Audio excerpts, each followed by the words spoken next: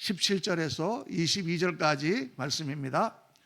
우리 한 절씩 교독하겠습니다. 예수께서 길에 나가실새 한 사람이 달려와서 꿇어앉아 묻자오되 선한 선생님이여 내가 무엇을 하여야 영생을 얻으리이까? 예수께서 이르시되 내가 어찌하여 나를 선하다 일컫느냐? 하나님 한 분 외에는 선한 이가 없느니라. 내가 계명을 안 하니 살인하지 말라, 간음하지 말라, 도둑질하지 말라, 거짓 증언하지 말라, 속여 빼앗지 말라, 내 부모를 공경하라 하였느니라. 그가 여짜오되 선생님이여 이것은 내가 어려서부터 다 지켰나이다. 예수께서 그를 보시고 사랑하사 이르시되 내게 아직도 한 가지 부족한 것이 있으니 가서 내게 있는 것을 다 팔아 가난한 자들에게 주라. 그리하면 하늘에서 보화가 내게 있으리라. 그리고 와서 나를 따르라 하시니 그 사람은 재물이 많은 거로 이 말씀으로 인하여 슬픈 기색을 띠고 근심하며 가니라. 아멘. 아멘. 오늘 말씀 제목은 한 가지 부족한 것입니다. 한 가지 부족한 것. 주님께서 말씀하신 한 가지 부족한 것이 무엇인가? 오늘 우리가 이 말씀은 너무 잘 아는 말씀이죠. 잘 아는 말씀이면서 동시에 굉장히 우리를 이렇게 괴롭히고 또 이해가 잘 안 가는 말씀입니다. 하나님을 섬기고 주님을 따르려면 재산을 다 팔아서 가난한 사람한테 줘야 되는가? 그러면 이 세상에 도대체 교회는 어떻게 서고 또 하나님은 어떻게 우리가 믿을 수가 있는가? 뭐 이런 생각들을 다 하게 되죠. 그런데 이 말씀을 우리가 잘 묵상을 하면 정말 예수님을 믿는 것이 무엇인가? 우리가 어떤 마음으로 신앙의 삶을 살아야 하는가를 우리가 깨달을 수가 있습니다. 예수님께서 길을 가시는데 어떤 사람 하나가 와서 예수님 앞에 무릎을 꿇더니 질문을 합니다. 선한 선생님이여 내가 무엇을 하여야 영생을 얻으리까? 이 사람을 마태복음은 청년이라고 기록하고 있고 누가복음에는 당시의 관원이라 이렇게 기록하고 있습니다. 그러니까 또 이 사람은 돈이 많은지라, 오늘 말씀 보니까 재물이 많은지라. 그래서 이제 이 세 가지를 다 합해 보니까 이 사람은 젊은 사람이었고 또 젊은 시절에 출세해서 관원에까지 자리에까지 오른 그런 사람이었고 또 더해서 이 사람은 아주 부자였고 그런 사람이었구나. 그래서 젊은 부자 청년, 부자 관원 이렇게 우리가 이해를 하지 않습니까? 그러니까 요즘 말로 말하면 엘리트 청년이에요. 금수저 같은 그런 청년입니다. 청년인데 돈도 많고 높은 자리에 오르고 부족한 게 없어요. 아주 그런 사람인데 이렇게 이 부족할 것이 없는 이 청년이 왜 예수님 앞에 와서 무릎을 꿇습니까? 예수님 앞에 나올 이유가 별로 없을 것 같은데 그런데 이분이 나와서 이 질문을 하는 거예요. 선한 선생님이요 내가 무엇을 하여야 영생을 얻으리까? 영원한 생명에 관심이 있었구나. 영원한 생명에 관심이 있었구나. 그러고 보면 정말 똑똑한 청년이에요. 여러분 요즘처럼 이렇게 잘 나가는 이런 젊은 청년이 이렇게 세상에서 성공하고 그렇게 모든 것이 잘 되는데 이런 질문을 한다는 것 자체가 대단한 일이죠. 젊어서 성공하고 똑똑하고 그러면 나 세상이 자기 것인 줄 알고 영원히 그런 게 있을 줄 알고 또 출세나 향락이나 뭐 이런 거에 관심이 있지 영원한 생명이니 죽은 다음에 천국에 가는 거라든가 또 인생의 의미라든가 가치라든가 이런 데는 신경을 잘 쓰지 않지 않습니까? 요즘에는 특히 더 그래요. 우리 대한민국이 정말 옛날에 가난했는데 가난할 때는 사람들이 다 나와서 하나님 이거 좀 도와주세요. 이거 좀 해결해 주세요. 몸이 아파서 하나님 치료해 주세요. 막 기도하고 그랬는데 요즘은 별로 나와서 몸 아프다고 기도받는 사람도 별로 없습니다. 왜? 의료보험이 잘 돼 있어가지고. 요즘은 다 모든 게 넉넉하고 편안하고 다 굶는 사람은 없잖아요. 그러니까 점점 영적인 세계에는 관심을 잃어가고 정말 인생의 의미가 뭔지 정말 죽고 난 다음에는 우리가 어떻게 되는지 그런데 관심이 없어요. 그냥 나 죽고 나면 그만이지. 하나님이 어디 있어? 이렇게 생각하는 그런 추세가 지금 대한민국에도 대다수 젊은이들이 그렇게 생각하고 있습니다. 그런데 이 청년은 정말 세상에서 부족한 것이 없음에도 불구하고 다 모든 면에서 성공적이었음에도 불구하고 예수님 앞에 나와서 겸손하게 무릎을 꿇고 사람들이 많은데도 그 앞에서 영생의 도에 대해서 질문하는 거예요. 참 대단한 청년이죠. 이 청년의 질문을 자세히 보십시오. 선한 선생님이여 내가 무엇을 하여야 영생을 얻으리까? 선한 선생님이라고 예수님을 불러요. 당신은 참 보니까 선하신 분입니다. 그런데 내가 무엇을 해야, 내가 뭐를 해야 영생을 얻겠습니까? 무엇을 하여야라는 이 말 가운데는 이 청년이 가지고 있는 어떤 자기 나름대로의 선입견이 있다는 것을 알 수 있어요. 우선 예수님을 보니까 예수님은 정말 고통받는 사람들을 치료해 주시고 죄인들과 가난하고 소외된 사람들과 함께 다니시며 그들을 돌보시는 것을 볼 때, 야, 이분이야말로 정말 선하신 분이구나. 그렇게 선하기 때문에 영생의 비밀을 알고 있을 것이다 라고 이렇게 생각한 거예요. 그래서 예수님께 와서 무릎을 꿇으면서 선한 선생님이여 이렇게 묻습니다. 그리고 내가 무엇을 해야, 나도 선생님처럼 내가 무슨 착한 일을 해야 영생을 얻겠습니까? 이렇게 묻는 거예요. 그런데 이런 이 청년처럼 대다수의 사람들도 비슷한 생각을 가지고 있습니다. 우리가 어떻게 하면 천국에 가느냐, 우리가 어떻게 하면 좋은 인생을 사느냐, 착하게 살아야 된다라고 생각한다고 말해요. 아멘입니까? 착하게 살아야 됩니까? 착하게 안 살아야 됩니까? 당연히 착하게 살아야죠. 그런데 착하게 살기가 힘들어요. 이 땅에는 정말 착하게 살아보려고 하지만 못된 놈들이 너무 많고, 또 착하게만 살아가지고는 도저히 내가 생존할 수가 없고, 그러다 보니까 그냥 그렇게 착하게만 살 수가 있나 생각하고 그냥 대충 사는 경우가 많죠. 또 내가 조금 죄를 지어도 다른 사람들도 다 착하게 사는데 나 혼자 착하게 살면 억울하지 않은가, 이런 생각을 갖고 산다고 말이에요. 또 심한 고통을 내가 당하면 내가 착하게 살아보려고 했는데 어려움이 오고 문제가 있고 병이 나거나 뭐 이러면은 하나님 앞에 항변을 합니다. 내가 무슨 죄를 지었다고 나한테 이런 어려움을 주십니까? 왜 나를 이렇게 빨리 데려가십니까? 왜 이런 사고가 나한테 일어나게 했습니까? 하고 하나님께 그렇게 반항하는 것이 지금 모든 대부분의 사람들이죠. 성경은 딱 대답합니다. 하나님 우리를 지으실 때는 그렇게 지으시지 않았다. 하나님께서 우리를 완전하게 지으시고 모든 것을 누리게 하시며 정말 하나님 안에서 건강하고 행복하고 아름다운 삶을 살도록 하셨다. 그런데 뭐가 문제냐? 인간이 하나님을 떠나고 생명, 사랑, 영광이신 하나님, 우리가 이번 다니엘 특별 기도의 주제가 뭡니까? 생명과 사랑과 영광.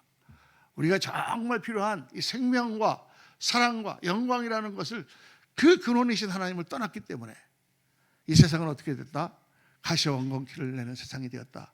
땀을 흘려야 우리가 먹을 수 있고, 더 나아가서는 다른 사람 것을 빼앗아야 우리가 배불리 먹을 수 있는 그런 세상이 되었다. 고통 가운데 살아가는 그런 세상이 되었다. 그 원인이 뭐다? 죄라는 것입니다. 하나님을 떠난 죄.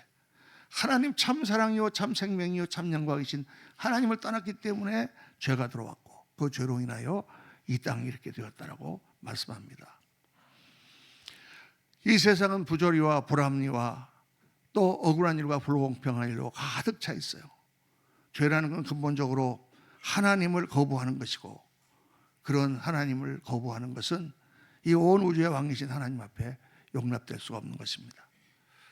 그래서 인간은 태어날 때부터 죄성을 가지고 태어나고, 살아가는 세상 자체가 죄성으로 가득한 세상이기 때문에 우리는 도저히 하나님 앞에 우리가 무엇을 해서 우리의 행위로는 거룩하게 될 수가 없다. 우리 행위로는 하나님의 선에 도달할 수가 없다. 우리 행위로는 영원한 천국에 들어갈 수가 없다고 성경은 말씀하는 거죠. 그래서 의인은 없나니 하나도 없다. 성경은 말씀합니다. 모든 사람이 죄를 범하였음에 하나님의 영광에 이르지 못한다라고 말씀하여. 그러니까 내가 무엇을 하여야 영생을 얻으리까라는 이 질문 자체가 잘못된 거예요. 잘못된 것입니다. 우리가 이렇게 할 수가 없단 말이죠. 불교에서도 성철 스님 같은 분이 그런 고백을 했습니다. 30년 수도를 하고 10년을 면벽수도를 하고 깨닫고 하신 말씀이 뭐예요? 야, 나는 너무 죄를 많이 지었고, 나는 너무 거짓말을 많이 했고, 아무리 수도를 해도 이 옥정을 어떻게 할 수가 없다. 또 어떤 선교사님의 책을 보니까 그 선교사님이 정말 하나님 앞에 부름을 받기 위해서 기도원에서 기도하는데 그렇게 죄가 많이 깨달아지더라는 거예요, 자기가.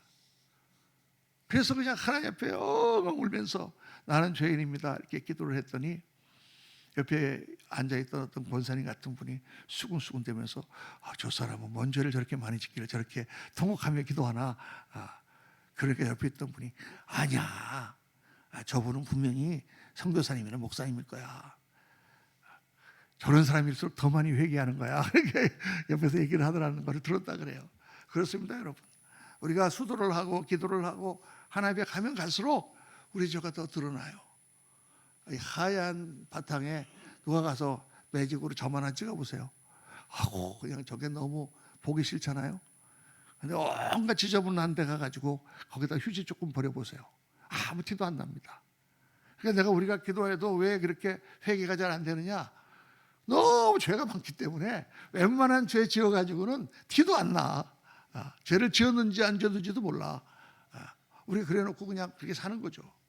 근데 정말 기도하고 헌신하고 하나님 앞에 기도하면 할수록 내가 얼마나 죄인인 것이 깨달아집니다. 옛날에 데이비드 브레이너드라고 인디안 선교를 하던 정말 훌륭한 선교사님이 있어요. 그분의 그 책을 보면 일기를 전도를 다니면서 그 인디안 미국의 인디안들을 다니면서 전도하면서 일기를 썼는데 먹지도 못하고 말 타고 다니면서 그 괴로운 가운데 썼는데 그분이 빨리 돌아가셨어요. 35살 정도밖에 안 돼가지고 요절을 하셨는데 너무나 깨끗해서 그걸 보면 마음이 두근거릴 정도예요. 근데 거기에 어느 날 이렇게 썼어요. 오늘 아침 나는 너무 하나님 앞에 내가 죄 있는 것이 부끄러워서 한참을 울었다. 아니 이분이 무슨 죄가 있나. 정말 하나님 앞에 우리가 나 자신을 드러낼수록 우리가 죄인인 것을 너무 느끼게 됩니다. 그래서 무엇을 하여야 영생을 얻는다는 이 질문 자체가 잘못된 거예요. 예수님이 말씀하시잖아요. 내가 나를 선한 선생님이라고 하는데 어찌하여 나를 선하다고 하느냐. 하나님 앞에 인간이 선한 인간이 어디 있냐. 물론 예수님은 완벽하게 선하신 분이지만 인간으로 오셨으니까 그 말씀하는 거예요. 그리고 네가 정말 무엇을 하여야 하는데 너 율법을 다 지켰느냐. 그러니까 이 성령이 뭐라고 그러냐면 제가 어렸을 때부터 율법을 다 지켰습니다. 그때 예수님께서 이 말씀하는 거예요. 그러면 가서 너가 가진 모든 것을 다 팔아서 가난한 사람들에 주고 나를 따르라. 이걸 들으니까 여러분 율법을 다 지켰다고 해서 그 사람이 죄성이 없어진 건 아니잖아요. 모양으로만 지킨 것이죠. 겉으로만 지킨 것이죠. 예수님 뭐라고 하셨습니까? 간음하지 말라는 성경의 계명이 있지만 마음속으로만 간음해도 너는 이미 간음한 것이다. 이렇게 말씀하세요. 내가 살인하지 말라는 계명을 알지만은 형제를 미워만 해도 그를 정죄하고 살인한 거나 마찬가지다. 마음속에 일어나는 그 자체가 그 죄성 자체가 하나님 앞에 죄이기 때문에 우리가 겉으로는 착한 일을 하는지 모르지만 우리가 죄성을 다 없앨 수는 없다는 거예요. 그런데 예수님이 여기다가 한 말씀 더 하시는데 한 가지 부족한 것이 있으니 내게 있는 것을 다 팔아서 가난한 사람들에게 나눠주고 그리고 나를 따르라. 이게 도대체 무슨 말씀인가? 아니 10계명이 부족해가지고 계명 한 개를 더한 것입니까? 가난의 계명을 더한 것이에요?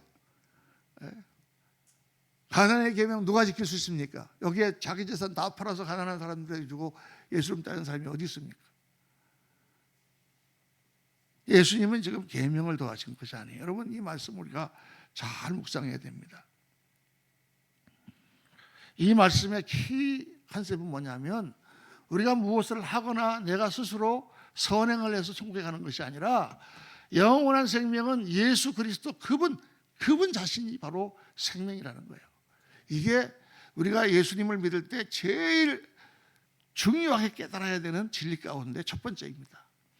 우리가 무엇을 잘해서 천국 가는 게 아니고 예수님 믿어서 착해져서 천국 가는 게 아니고 나는 아직도 흉악한 죄인이지만 예수님을 만나 그분을 믿는 순간 예수님과 내가 하나가 돼서 그분이 나의 죄를 다 덮고 쓰고 그리고 우리가 천국 가는 거다. 이거를 여러 가지 비유로 말씀하죠. 여러분 내가 평민신분으로 있는 처녀가 절대 왕족이 될 수가 없습니다. 공부를 잘 해가지고 우리가 시험을 잘 보고 과거에 급제하고 해도 왕족이 될 수는 없어요. 왕족은 어떻게 하면 되는 거예요? 어느 날 내가 우물가에서 물을 깃고 있는데 왕자가 지나가다가 사냥을 하다가 목이 말라 갖고 와서 우물가에 갖고 처녀에게 물을 한 그릇 달라. 그래갖고 물을 줬더니 그 모습이 너무 아리따워서 왕자가 와서 나를 아내로 삼으면 그 순간 내가 왕비가 되는 것입니다. 공주가 되는 거죠. 그러니까 이 성경에 예수를 믿는 것은 뭐냐 하면 내가 착한 일을 많이 해서 교회를 잘 다녀서 헌금을 많이 해서 내가 천국 가는 것이 아니고 어느 날 내가 예수 그리스도라고 하는 분을 만났는데 이분이 십자가에서 내 죄를 다 지고 죽으셨다는 거죠. 내 죄값을 다 치렀다는 거예요. 하나님 앞에 내가 심판받아야 될 그 죄를 이분이 다 지셨다는 거예요. 그러니까 내가 예수를 믿는 순간, 믿는다는 것은 뭐냐 하면 결합하는 거예요. 영어로 union with Christ. 주님과 유니온, 하나가 되는 거예요. 내가 하나가 되는 순간 그분이 지불하신 죄값이 내가 지불한 것과 똑같이 된다. 내가 빚이 많았는데 어떻게 갚을 수가 없어. 도저히 이래가지고는 알바해가지고는 갚을 수가 없는 많은 빚을 졌는데 어느 날 재벌을 만났어. 할렐루야. 생각만 해도 너무 좋잖아요. 그분과 결혼하는 순간 그 재벌이 그냥 다 갚아줘 버리는 거예요. 바로 그런 거라고 성경은 말씀하는 거예요. 예수님을 믿어야만 구원받는다는 게 뭐냐? 그분이 나의 모든 죄값을 치르고 죽었기 때문에 갈라디아서 2장 20절 말씀처럼 내가 그리스도와 함께 십자가에 못 박혔나니 그런 적이 이전에 내가 산 것이 아니오 즉 내 안에 그리스도께서 사신 것이라. 여러분 언제 십자가에 못 박혔습니까?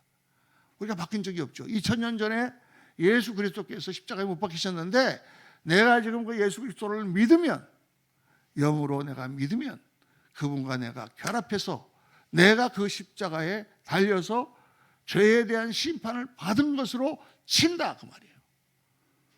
그게 예수 믿는 거다는 거죠. 그래서 영원한 생명은 뭐냐? 예수 그리스도 바로 그분 자신이다. 이렇게 성경이 말씀하는 거예요. 이해가 되시면 아멘 하시기 바랍니다. 이걸 꼭 깨달아야 되는 거예요. 착한 일을 해야 되죠. 열심히 잘 살아야 됩니다. 그런데 왜 그런가는 나중에 설명하고 우리가 예수님 믿고 천국에 가는 것은 그래서 가는 거예요. 그러니까 사람을 몇 명 때려 죽인 그런 살인마도 감옥에서 어느 날 전도를 받고 나 같은 죄인도 용서받을 수 있나요? 용서받을 수 있다. 눈물 뚝뚝 떨어뜨리고 예수님 영접하고 나서는 정말 천사처럼 변해서 천국 가는 거예요. 아니 그 사람 지은 죄는 다 어떻게? 그 지은 죄는 하나님께서 다 처리하시고 십자가에서 처리하셨다라고 주님 말씀하는 거예요. 그게 굉장히 불공평하게 느껴집니까? 불공평하지 않아요. 왜? 우리는 우리 힘으로 천국에 갈 수 없는 사람들이기 때문에. 그게 성경이 말씀하시는 복음이에요. 그러니까 아무리 율법을 잘 지키고 아무리 교회를 열심히 다니고 아무리 재산이 많고 아무리 뭐가 있어도 그것은 그에게 생명을 줄 수가 없습니다. 재산을 지금 말씀하신 것은 재산이 죄가 아니라 그 재산이 예수님께로 나가는 길에 장애물이 되기 때문이에요. 그 장애물을 걷어버려야 예수님을 만날 수가 있는 거예요. 예를 들어서 아까 얘기한 그 우물가의 처녀를 한번 생각해 봅시다. 왕자가 사냥을 하다가 딱 그 처녀를 만났는데 자 들어와서 우리 정궁에 들어와라. 너 이 땅에 네가 갖고 있는 건 다 버리고 왕궁에 들어와라. 이렇게 얘기를 했는데 이 자매가 초가집이 하나 있다고 말이에요. 또 자기가 지금 갖고 있는 논이 좀 몇 마지기가 있어. 그러니까 그 초가집과 논 때문에 나 못 들어가겠다. 왕궁이 뭐 이렇게 하면 못 들어가는 거죠. 그럼 왕자가 야, 너 그 초가집 그거 다 다른 사람 주고 왕궁에 들어와. 이렇게 얘기하는 거예요 지금. 이해가 되시면 아멘. 너무 쉽게 설명한다 내가 생각해도. 이거요. 너가 지금 가진 재산이 너가 대단한 것 같지만 그게 너를 생명을 줄 수 있느냐? 그게 너의 영원한 생명을 줄 수 있느냐? 예수 그리스도 앞에 그게 장애물이 되는 거예요. 이게 엄청난 일 같아도 만약에 여러분 우리의 아이가 무슨 독을 마셔가지고 얘가 지금 백혈병에 걸려갖고 죽어가고 있다. 실제로 그런 일이 있었어요. 미국에서. 그래서 이 아이를 고치려면 내 전 재산을 다 팔아야 된다. 그거 어떻게 하시겠어요? 그래도 뭐 아무리 애는 또 낳으면 되지. 그것 때문에 전 재산을 팔 수가 있나? 그래도 뭐 애는 그냥 죽고 일단 다음에 또 낳기로 하겠습니다. 이렇게 하겠습니까, 여러분? 미국에 실제로 오클라호마에 어떤 농장주가 있었어요. 1970년대 초반에 일어난 일입니다. 제가 다이제스트라는 그때 이런 잡지가 있었는데 그 잡지에 너무 좋은 스토리가 많아서 읽다가 정말 그걸 보고 내가 너무 감동을 받았어요. 목회관이 바뀌었어요. 그게 뭐냐면 오클라호마의 농장주가 한 아이를 입양했어요. 입양하면 우리 한국이잖아요. 한국에서 한 아이를 입양했는데 4살짜리를 입양했어요. 그 아이 이름을 NG라고 지었어요. NG. NG는 엔젤이라는 말의 애칭이에요. 그래서 너무 이 아이를 NG를 대접해서 너무 예뻤는데 이 아이가 5살 때 몸이 너무 시름시름 아프고 그래서 병원에 갔더니 루키미아, 백혈병에 걸린 거예요. 그 당시만 하더라도 1970년 초만 하더라도 백혈병에 아무 약도 없었어요. 그래가지고 이 사람들이 막 그 병을 고치려고 보험으로도 커버가 안 돼. 그래서 어떻게 됐냐? 그 오클라호마 농장주가 자기 농장을 다 팔았어요. 경비행기도 다 팔았어요. 차도 다 팔았어요. 다 팔아가지고 얘를 치료했는데 11살 되었을 때 애가 죽었어요. 그러니까 사람들이 어떻게 생각하겠습니까?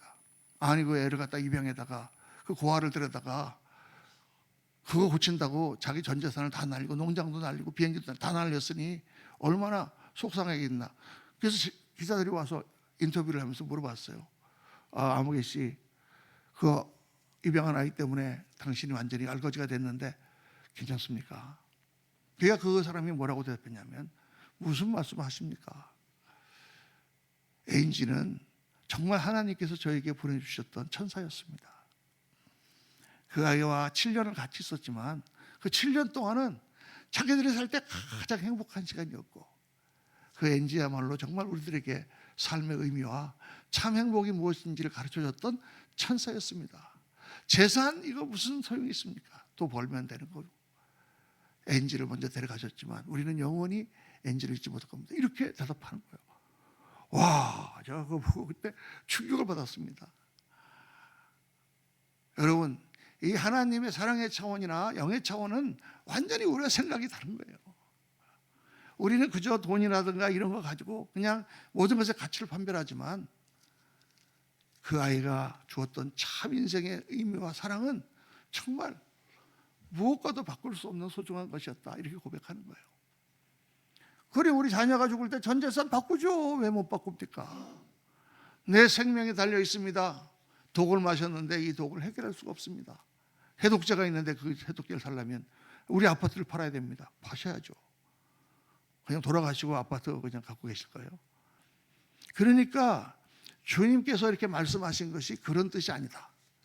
그 부족한 한 가지는 주님과 나 사이에 막힌 것 있으면 그거를 없애라. 그게 중요한 게 아니다. 그것 때문에 내가 못 나가고 있잖아요.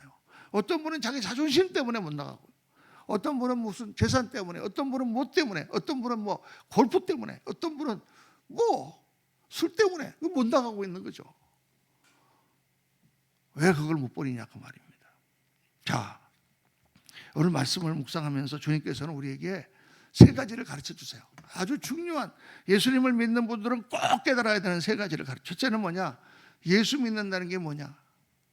예수 믿는다는 게 뭐예요, 여러분? 예수 믿는다는 것은 인격을 수양하거나 마음의 평안을 얻거나 와서 교회에 다니니까 조금 기도하니까 조금 뭐가 좀 좋아진다거나 이런 게 아니에요, 여러분. 그냥 성도들끼리 모여서 사랑하고 또 같이 지내니까 좋고 이런 게 아니에요. 물론 예수님을 믿고 나면 마음도 정화가 되고 평강도 오고 성도들끼리 모여 살면 기쁨도 있고 다 오지요. 다 그런 게 있죠. 그런데 그것은 본질이 아니다는 말이에요. 본질이라는 건 뭐냐? 나를 위하여 십자가를 지고 죽으신 하나님의 아들 예수 그리스도, 그분을 믿는 거예요. 그게 본질이에요, 여러분. 그분을 만나서 그분이 나의 주인이시고 그분을 나의 인생의 생명의 주인으로 붙들니까 그분이 나에게 마음도 정화를 주시고 그분이 나에게 평화도 주시고 그분이 나에게 아름다운 공동체도 주시고 그분이 나에게 착한 삶을 살도록 하시는 거지. 그 나의 주, 나의 하나님, 정말 그분을 내가 만나지 못하고서는 내가 온전한 그리스도인이라 말할 수가 없는 것입니다. 자, 정말 그분에게 내 영혼을 맡기고 그분이 내게 내 생명을 맡기고 그분을 믿고 내가 그분과 결합하려고 하면 우리 어떻게 되느냐? 반드시 그분을 만나야 되는 거예요. 교회를 다니는 것으로 끝나면 안 되고 예수님을 만나야 돼요. 저는 예수 믿기 전에도 우리 집사람 만나서 교회를 오래 다녔습니다. 4년 5년을 다녔어요. 또 어렸을 때도 미션 스쿨도 나오고 교회를 다녔어요. 그러나 하나님을 만나지 못했습니다. 저는 안 믿었어요. 안 믿고 그냥 교회를 다녔어요. 성가대도 하고 다 했어요. 주일학교 교사도 하고. 그러나 하나님을 믿지는 않았습니다. 그냥 겉으로만 다니는 척 한 거지. 근데 어느 날 1984년 4월 10일 날 제가 살아계신 하나님을 만났어요. 그 하나님을 만나고 저희 인생이 다 바뀌었습니다. 그 좋아하던 술도 다 끊고, 하나님이 더 나를 인도하시니까 세상 거 다 끊고 목사가 됐어요. 수많은 사람들이 반대하고 우리 목사님까지도 저를 말렸지만 하나님이 저를 인도해 주신 거예요. 여러분, 왜 제가 이렇게 변했습니까? 하나님을 만났기 때문이에요. 하나님은 그냥 이론이 아니고 남들이 얘기하는 어떤 무슨 옛날 얘기가 아니고 그분은 살아계신 분이에요. 여러분, 잠깐 있다가 우리가 죽어서 다 죄로 돌아가지 않습니까? 우리 영혼은 어떻게 되느냐? 없어집니까? 아니단 말이에요. 성경은 그렇게 말씀하시지 않습니다. 이 세상과 다른 영의 세계가 있고 다른 차원의 세계가 있고 영원하신 하나님이 계시고 그분이 모든 것을 만드셨으며 그분이 우리 가운데 생명이라는 것과 사랑이라는 것과 영광이라는 것을 부어주셨단 말이에요. 여러분, 어떻게 이 물질이 이것과 이거가 이게 부닥쳐갖고 이게 생명이 나올 수가 있어요? 어디서 여기서 사랑이 나올 수가 있어요? 이 진화론자들이 하는 거짓말에 온 세계가 지금 다 속고 있잖아요. 세뇌가 돼서. 어떻게 이 물질이 화를 낼 수가 있어요? 이게 트랜스포머가 와갖고 어떻게 우리를 구원할 수가 있어요? 아유, 참 정말 별 희한한 만화 같은 걸 만들어내가지고 때려부시면서 이 세상이 지금 완전히 정신이 나갔어요. 하나님을 믿지 않으면은 인간 존재 자체가 무의미해. 뭐 살아도 뭐예요? 금방 죽을 건데. 지금부터 앞으로 남는 삶 속에 고통이 더 많이 있을 것 같아요? 행복이 더 많이 있을 것 같아요? 행복이? 착각이시지. 그런데 왜 살아 그러면? 왜 고생해서 애를 키워? 애가 뭐야? 분자인데. 우연히 뭉쳐진 화학물질이 나한테 와 있는데 지금. 우연히 뭉쳐진 것들이 와갖고 지금 다 이렇게 앉아 있는데 뭐를 사랑하고 뭐를 미워하고 인간 존재의 의미 자체를 말살시키는 흉악한 마귀의 이론이 진화론이에요. 진화론 증명됐어요. 제가 공학도 과학자고 천문학을 공부하고 양자역학을 뒤집다 책을 읽어도 아무도 아직 몰라요. 이 우주가 어떻게 생겨났는지. 빅뱅? 아마 그럴지 모를지 생각해보면 그럴 것도 같고 그럴 확률도 뭐 이런 거지. 지금 이 우주를 어떻게 알아요? 지금 블랙홀을 알아요? 무슨 지금 이 우주가 휘었냐 아니냐 알아요? 여러분, 양자역학을 아세요? 여러분? 진짜 이 세상이 하나님을 부인하는 것을 이렇게 정말 쇠뇌를 시킨다는 건 놀라운 일입니다. 근데 하나님이 없으면 우리 인생은 아무 의미도 없어요. 왜 살아야 되느냐는 의미도 없고 어떻게 살아야 된다는 의미도 없어요. 그냥 다람쥐 쇠바퀴 살다가 죽는 거예요. 그래서 까미라는 그 사람이 쓴 거기에 시지프스라는 신화가 있잖아요. 아무리 생각해도 무신론적으로 생각하니까 이게 인생의 의미가 없어. 그러니까 알베르트 까미가 딱 생각한 게 뭐예요? 인간은 시지프스의 신화라는 게 있지 않냐. 시지프스라고 하는 신이 죄를 범해서 제우스한테, 그러니까 제우스가 벌을 줬어. 그 벌이 뭐예요? 큰 바위를 굴려갖고 산꼭대기에 딱 갖다 올려놓으면 그 벌이 끝나는 거예요. 죄가 다 사해지는 거예요. 그래서 이 시지프스가 그냥 뻘뻘 땀을 흘리면서 바위를 굴려 올라가고 산 정상에 도달하기 지금 조금만 더 가면 되는데 날이 깜깜해지는 거예요. 그러니까 내일 아침에 하자 하고 거기다 돌을 고아놓고 잠깐 잠이 드는 사이에 제우스가 다시 그걸 산 밑에 내려놔. 아침에 일어나보니까 정상이 저기네. 또 하루 종일 올라가서 그걸 거기 갖다 놨고 딱 다 가려고 하는데 날이 어두워. 또 그걸 고아놓고 나무를 고아놓고 잠이 들어. 그러면 또 갖다 놔. 그렇게 쳇바퀴 돌듯이 어디로 가야 되는지 왜 해야 되는지 알지 못하는 그러한 가운데서 살다가 죽는 게 인생이다. 이렇게 한 거예요, 여러분. 정확하지 않습니까? 쇼펜 오는 뭐라 그래서 이 우주는 맹목적인 의지의 표상이다. 뭔가 의지를 향하여 다 움직이고 있는데 목적이 없어. 왜 하는지 몰라. 그냥 살다가 죽는 거예요. 갑자기 이 원고에도 없는 진화론 얘기가 나왔지만 오늘 이 세상 사람들이 속고 있는 것입니다. 우리는 다 우리 육신의 생명이 끝나면 옷을 입고 있는데 이 옷을 벗고 나면 우리 안에 있는 영이 있고 그 영은 살아계신 하나님 앞에 가게 되어 있다고 성경이 말씀하고 있고 그렇게 됩니다. 수많은 사람들이 죽었다 살아나서 증언했어요. 거기에 갔을 때 우리는 과연 무엇을 내놓을 것인가. 그래서 주님 앞에 여러분 영의 눈을 뜨셔야 됩니다. 영의 눈을 떠야 하나님을 만날 수 있고 하나님이 살아계신 걸 알 수 있어요. 어떻게 영의 눈을 뜹니까? 어렵습니까? 쉽습니다. 지금이라도 어디서라도 당신이 무릎을 꿇고 살아계신 하나님 저를 불쌍히 여겨주시고 제 영의 눈을 열어주세요. 제 영에 들어오셔서 저를 눈을 열어서 하나님을 보게 해주세요. 기도하는 순간 하나님이 들어오십니다. 아멘. 제가 그렇게 예수를 믿었습니다. 그 무릎을 꿇는 게 힘들었어요. 내가 똑똑하니까 뭐 아는 게 많으니까 하나님이 없다고 아무리 책을 읽고 아무리 생각하고 아무리 철학책을 읽어봐도 하나님이 있을 것 같지가 않아. 그래서 끝까지 안 믿었는데 어느 날 하나님께서 무릎을 꿇게 하셨어요.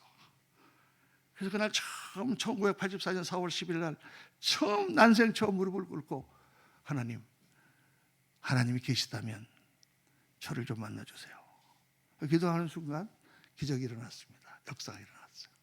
그래서 여기 문형준 목사가 여기 서 있는 거예요.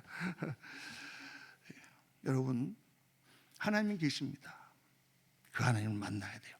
영의 눈이 열리셔야 됩니다. 하나님 앞에 기도하세요. 여러분 기도하면 하나님께서 요한계시록 3장 20절에 볼지어다 내가 문 밖에서 두드리노니 누구든지 내 음성을 듣고 문을 열면 내가 그에게로 들어가 그와 더불어 먹고 그와 더불어 마시리라. 우리의 문을 마음의 문을 열 때 성령이 임하고 우리 영의 눈을 열어주시고 호련히 이 세상과는 다른 하나님의 세상 영의 세계 그리고 참 인생의 의미가 있구나라는 것을 깨닫게 되실 줄로 믿습니다. 그 두 번째 예수님을 믿는다는 분은 꼭 깨달아야 되는 게 뭐냐. 예수님은 나에게 그러면 무엇이냐 그 말이에요. 내가 믿는 예수님은 무엇이냐. 그분은 도대체 나에게 어떤 분이에요. 여러분 제가 여러분에게 누굽니까? 목사님이죠. 여러분 옆에 앉아있는 이 사람은 누굽니까? 내 아내죠. 내 남편이죠. 이렇게 다 우리는 역할이 있잖아요. 예수님은 나에게 뭐냐 그 말이에요. 예수님은 내 어려울 때 그냥 문제나 해결해 주시고 돈 없을 때 용돈이나 주시고 건강하면 뭐 건강이 좀 무너지면 치료나 해주시는 분입니까? 그분은 도대체 나에게 무엇이냐 이게 중요한 거예요.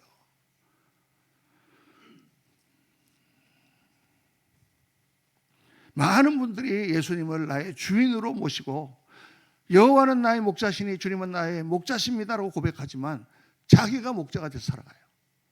내가 내 인생의 주인이야. 내 생각대로 살아가요. 하나님의 말씀을 따르지 않고. 그게 문제인 거죠. 교회를 다니고 예수님을 믿고 예수님을 나의 주인으로 영접해 놓고도 주인 말을 듣지 않는단 말이에요. 자기 생각을 따라 자기 재산이 주인이신 분도 있고 권력이 주인이신 분도 있고 또는 뭐 자식이 자기의 주인이신 분도 있고 그냥 뭐가 이 세상에 있는 것이 자기의 주인이에요. 그래서 우리가 진짜 물어봐야 되는 거는 예수님을 믿고 교회를 다니는 내가 정말 예수님이 나의 목자신가? 그분이 나의 삶을 주장하시는가? 이게 중요한 거예요. 여러분 그분이 인도하시는 삶이 최고의 삶인 줄로 믿습니다. 그분이 이렇게라 그랬는데 그렇게 하면 고생스러워서 어떻게 나누기 못해 내 길로 가보지만 그 길은 별로 좋은 길이 아니에요. 고생스러운 길이고 더 망하는 길이에요. 예수님이 인도하시는 길은 어렵고 좁은 문 같지만 들어가면 영광의 길이라고 말씀하세요. 그래서 주님 뭐라고 하셨어요? 좁은 문으로 들어가라. 내가 너에게 시키는 것이 어려운 길 같지만은 그리로 가야 생명이 있다. 그리로 가야 영광이 있다. 그리로 가야 참 인생의 가치가 있다. 참 인생의 행복이 있다고 말씀하는 거죠. 그래서 어려운 길이지만 정말 걸어가 봤더니 정말 거기에는 영광이 있었어요. 옛날에 예수 믿기 전에 제가 살던 삶하고는 완전히 다른 새로운 세계가 있었어요. 제가 부족해서 다 따라가지 못했지만 하나님 인도하신 가운데 훈련받으면서 이렇게 정말 감사하고 행복한 삶을 살게 됐어요. 여러분 오늘 물어보셔야 됩니다. 예수님은 나에게 어떤 존재인가? 세 번째로 오늘 주님은 부르시는 거예요. 주님을 사랑하는가? 정말 주님 말씀대로 살기를 원하는가? 그러면 무엇을 포기할 수 있는가? 예수님은 우리 생명의 주인이시잖아요. 영생의 주인이시잖아요. 그러면 그분을 위해서 내가 무엇을 포기할 수 있는가? 성경에 보니까 아브라함은 뭘 포기했어요? 100살이 나는 아들을 제물로 드리러 갔어. 와, 어떻게 그럴 수 있었을까? 예수님의 제자들은 뭘 포기했어요? 가정과 모든 것을 버리고 주님을 따랐어요. 야, 어떻게 그럴 수 있는가? 우리 이영구 선교사님이나 정독관 선교사님은 자기의 삶을 다 포기하고 편안한 삶을 포기하고 선교사로 나갔어요. 야, 대단하잖아요. 여러분 그렇게 영웅적인 그렇게 모든 것을 버리고 주님을 따르는 반응이 많이 있습니다. 그런데 다 어떻게 그렇게 하겠느냐? 하나님이 하라고 하시니까 한 거예요. 감사하게도 여러분 아무에게도 선교사로 나가라고 안 그러셔. 할렐루야. 어떤 분은 제가 전도했더니 목사님 제가요 예수를 믿고 나면 꼭 목사가 될 것 같아서 못하겠어요. 아이고 걱정도 팔자네. 목사 안 시킵니다. 아무나 안 시킵니다. 걱정하지 마세요. 여러분 다 시킵니까? 우리 아이가 지금 5살밖에 안 됐는데 너무 집이 가난해. 너 가서 돈 좀 벌어와. 빨리 가서 껌이라도 팔아갖고 돈 벌어와. 그게 시킵니까 여러분? 아이한테 시키는 건 뭐예요? 좀 제발 좀 잘 먹고 빨리 커라. 그거를 시키는 거예요. 그거를 잘 순종하면 되는 거예요. 뭐 애가 무슨 뭐 거기서 뭐 아버지를 위해서 내가 뭐라도 가서 벌어야 되겠다 하고 뭐 5살짜리가 헌신해서 뭐 자기 삶 드리겠습니까? 아니요. 다 여기도 영적인 나이가 달라요. 어떤 분은 그냥 밥만 먹고 잘만 컸으면 좋겠어. 안 아프고. 교회만 안 빠지고 좀 나가면 좋겠어. 주일날. 그래서 걔한테는 너는 그냥 주일날이라도 교회만 좀 잘 나와. 어떤 분한테는 아이고 다니엘 새벽기도 좀 나오지. 다 달라요 여러분. 목사는 365일 새벽기도 하는데 뭐 목사에게 다니엘 새벽기도 나와라. 이게 무슨 뭐 대단한 뭡니까? 다 사람마다 어떤 사람에게는 선교사로도 부르시고 어떤 사람은 목사로도 부르시고 어떤 사람은 자기의 삶을 다 들여서 하나님을 섬기라고 부르시고 어떤 사람에게는 지금 하나님께서 말하시는 거고 하면 좋겠다라고 부르시는 거예요. 여러분 그거를 내가 하나님 앞에 포기할 수 있는가? 어떤 사람에게는 너 게임 좀 끊었으면 좋겠다. 내가 주님을 사랑하기 때문에 게임을 끊을 수 있는가? 있으세요 여러분? 게임을 안 해보셨으니까 잘 모르시는구나. 하나님을 믿는데 방해가 되는 것은 내가 버릴 수 있습니다 라고 고백하는 것이 중요해요. 그거를 좀 주님 물어보시는 거예요. 이 지금 젊은 청년에게는 재산이 그 사람에게 주님을 만나는 장애물이 되었기 때문이에요. 만약에 연애를 했는데 사랑하는 여인이 당신 정말 나를 사랑한다면 골프를 끊을 수 있어? 있어요 없어요? 무슨 말이야? 끊을 수 있지. 낚시를 끊을 수 있어? 끊을 수 있죠. 습관이나 이런 거를 왜 못 끊습니까?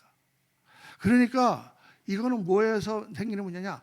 관계에서 생기는 문제란 말이에요. 하나님과 내가 그 관계 가운데 주님께서 그걸 원하신다면 내가 왜 그걸 못 해드리겠습니까? 하나하나 기도하는 가운데 하나님께서 우리에게 하시는 말씀이 있어요. 그러면 어떻게 되느냐? 오늘 주님 말씀하시죠. 내가 다 팔아 가난한 자에게 주라. 그리하면 하늘에서 보화가 내게 있으리라. 주님께 드리는 것은요 없어지는 게 아니에요. 주님께 드리는 것은 더 우리를 행복하게 하고 강건하게 하고 풍성하게 하고 영광되게 하는 거예요. 내가 어떤 놈을 되게 미워했는데 주님께서 너 그거를 용서해라. 안 못하겠는데요. 용서해라. 내가 주님 말씀에 순종해서 용서하겠습니다 하고 놔버리면 어떻게 돼요, 여러분? 여러분이 가지고 있던 무거운 짐, 그 무거운 원한과 복수의 그 감옥에서 나오는 거예요. 주님이 주시는 거는 다 좋은 거예요, 여러분. 그거 힘들 것 같은데, 힘들 것 같지만 그걸 통해서 얼마나 우리가 행복한지 몰라요. 단기 선교를 나가라. 여러분 잘 아는 여러 연예인들이 그런 얘기를 하지 않습니까?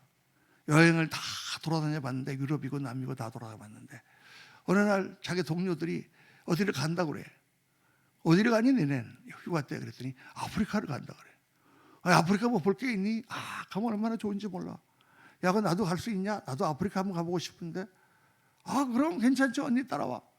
그래가지고 뭣도 모르고 담배는 꼴초고 술도 많이 먹는 이 연예인이 아프리카를 따라간 거예요. 따라갔더니 어떻게 됐습니까? 가보니까 그 가난하고 어려운 아이들 가운데서 그 굶주리는 아이들을 보면서 야, 이런 세상이 있구나. 두 번째는 뭘 봤습니까? 그 자기 동료 연예인들 맨날 명품이나 좋아하고 그런 줄 알았던 이 여자 남자들이 그 아이들을 끌어안고 울면서 돌보는 걸 보고 이 사람이 내가 인생을 헛살았구나. 이런 세계가 있었구나. 그리고 돌아와가지고 월드비전에 그게 되고 술 다 담배 끊고 권사가 되고 할렐루야. 그 누구 얘기인지 아시죠? 예. 이게 더 좋은 삶이에요. 여기서 연예인으로 그렇게 살아서 뭐 남들 인기 있다. 그럼 늙고 결국은 죽지 않습니까, 우리가? 아무 가치 없는 인생이 지나가지 않습니까? 그런데 하나님 앞에 드리는 것마다 하나님께서 좋은 것으로 돌려주세요. 그걸 다 채워주시는데 넘치는 복으로 채워주신다 그 말이죠. 그게 예수 믿는 것입니다. 여러분, 오늘 이 세 질문을 진지하게 누구를 위해서? 나 자신을 위해서 한번 생각해 보시기 바랍니다. 나는 정말 예수님을 믿는가? 나는 그분을 만났는가? 그분은 나에게 무엇인가? 그리고 나는 그분이 하라고 하시면 무엇을 포기할 수 있는가?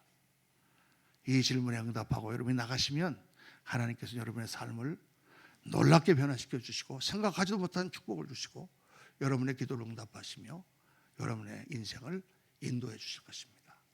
아무쪼록 이 말씀을 잘 들으시고 여러분 마음에 결단하셔서 살아계신 하나님을 새롭게 만나고 그리스도 안에서 행복하고 가치 있고 영광되고 풍성한 인생을 누리시기를 예수님 이름으로 축원합니다. 기도하겠습니다. 아버지 하나님, 오늘 말씀을 묵상하며 정말 다시 한번 깨닫습니다. 하나님을 만나는 것이 얼마나 은혜인지, 정말 하나님을 만나지 않으면 우리가 어떻게 살아야 될 것인지, 잠깐 지나가는 이 헛된 인생 가운데 방황하며 싸우고 괴롭게 살다가 죽는 것이 우리의 운명인지, 예수님을 만나고 주님을 주인으로 모실 때 얼마나 아름답고 복된 삶이 우리 가운데 임하는지, 정말 주님께서 버리라고 하시는 것을 우리가 버릴 때 어떠한 축복을 우리에게 주시는지, 우리 사랑하는 성도님들 확연히 깨닫고 하나님의 영광으로 가득 찬 삶을 사는 우리 귀한 성도님들 다 되도록 복을 내려 주옵소서. 우리 구주 예수 그리스도 이름으로 축복하며 기도하옵나이다. 아멘, 아멘, 아멘. 자, 일어나셔서 폐 찬송 내 구주 예수를 더욱 사랑 찬송하시고 축도로 예배를 마치겠습니다.